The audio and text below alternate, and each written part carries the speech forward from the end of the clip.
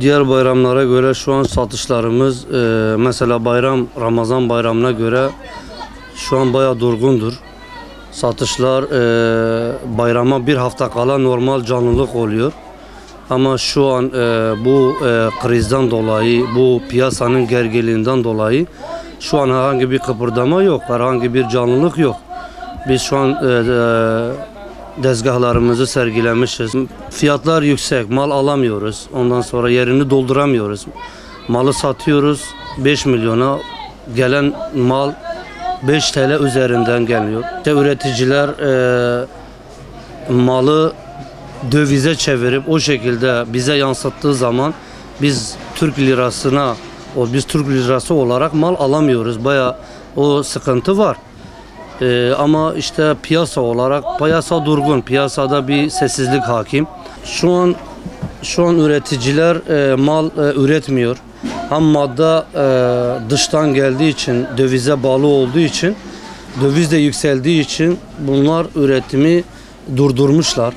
Üretimi durdukları için biz de mal alamıyoruz. Mal almadığımız için de biz müşterimize karşı sıkıntı yaşıyoruz.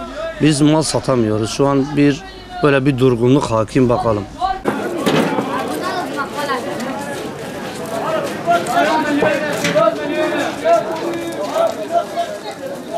Asnaf %50 düşüş eden asnafı meczili.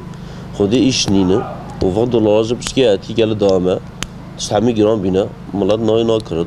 Hafı darave ide. Mesela müşteriye dükkanı da nine. O yed biji xudi dayna. Kart mert vi memleketi de ne geçerliye. Kredi kartı sadaya ki ninecik. Yed biji gece xu anerinet. O vakit dije xudi ikila iş ninem. Ev asnaf hammici xudi batal. Ha mana fakir daravet biji qay. Biji qay رو pazar günü. O vakit dije tiş gram bina. Dolar giranım. İda Ramazan'ı çetir bir satışım. Çetir bir ama ve idi geri düşüşde %50 düşüş edi. Xudim dvi pişki daha memleketi me pişki daha yani hoştur bibit. Alışveriş ama zahafe hoş bibit. Rastlı tiş gel giran bine. İş nine. Ev habur kapısı mecn naşgılet. Ev kapıya Irak'cık sis biye yani normalde yani kapı full ştkoy no kapı naşgılet. شفیلی ما حمی خودی حمی آتنه اما بجا حمی سابقه لی بینه یه 10 karton çıkardı yine gırtın. Mesela 5 kartonajı yine bir mahkemeli gırtın. Nivi va şefela vel muvad raşt khula hami roje çe imzi işnini güçnini arabi darim malına ye şefel sabış خودت خسرت.